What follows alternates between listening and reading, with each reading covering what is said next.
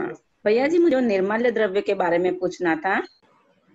निर्माल्य का मतलब होता है वस्तु जो सामने वाले को दी जा चुकी है, उसके बाद में अपना अधिकार नहीं जमाना, उस वस्तु पर अब हमारा कोई स्वामित्व नहीं रहा, वो वस्तु अब हमारी नहीं रही, इसका नाम है निर्माल्य द्रव्य।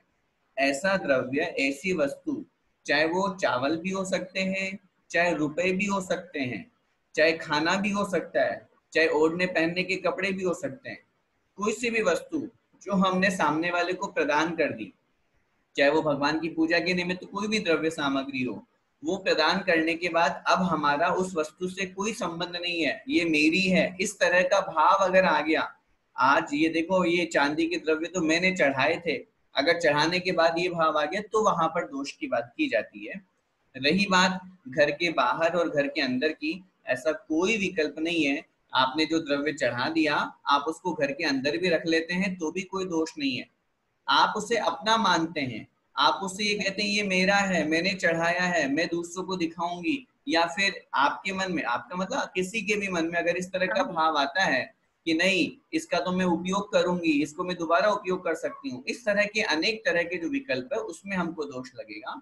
आप घर के अंदर भी रख करके अगर उस द्रव्य सामग्री को गौशाला लेके जाते हैं, पशु पक्षियों में डालते हैं, मैं कह रहा हूँ घर के अंदर के कमरे में सुरक्षित स्थान पे रखते हैं जहाँ धूप बारिश से आप बचा सकते हैं उस द्रव्य को, इसमें कोई आपत्ति नहीं है, कोई बाधा नहीं है। ये लोगों के मन के विकल्प मात्र है कि भाई घर के अंदर प्रवेश नहीं करना चाहिए। अंदर किसको आप प्रवेश नहीं कराओगे?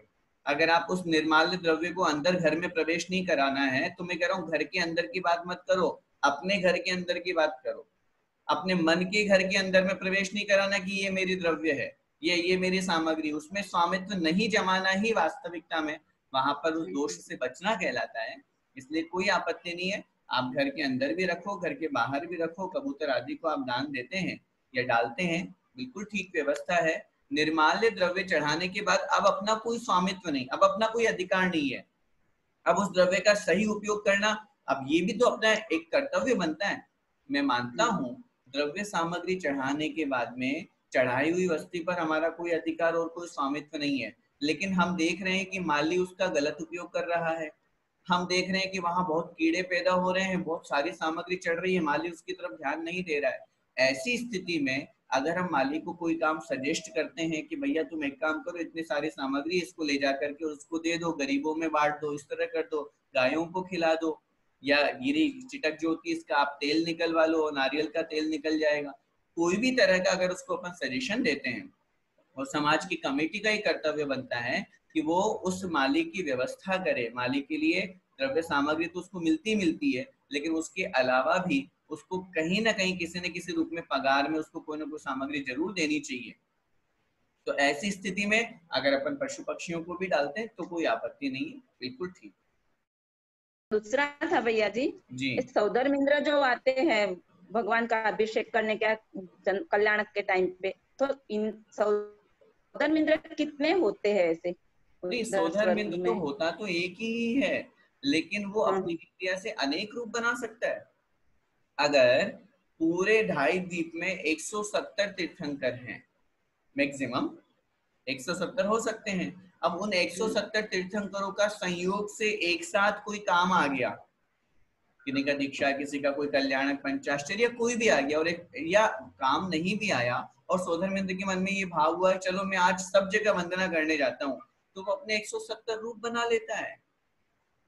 नहीं तो फिर इतनी आयु तक वो अकेला एक ही सौदर्म इंद्र रहते हैं उधर, इंद्र तो एक तो ही रहता आयु है। बहुत लंबी होती हाँ है। हाँ, तो राजा तो एक ही रहेगा ना, तो फिर उतने टाइम तक कोई दूसरा सौदर्म इंद्र बनता ही नहीं है। कैसे बनेगा आप खुद बताइए?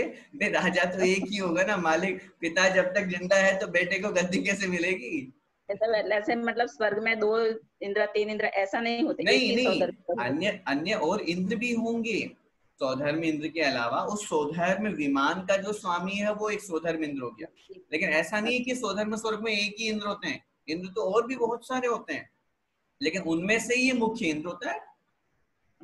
इस अपेक्षा से समझना चाहिए। जय जय। जय जय।